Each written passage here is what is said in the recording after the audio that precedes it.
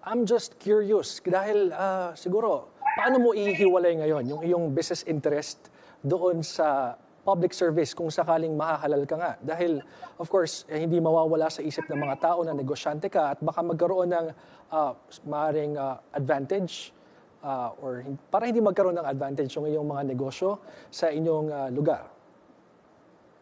Ang Congress ay isang legislative position sa national scope.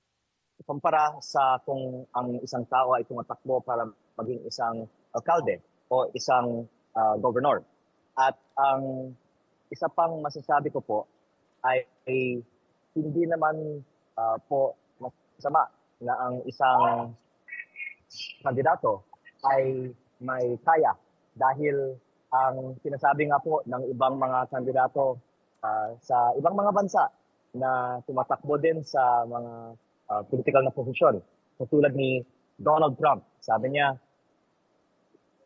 hindi niya kailangan tumakbo para yumaman dahil bago po siya pumasok sa politika ay mayaman na si Donald Trump.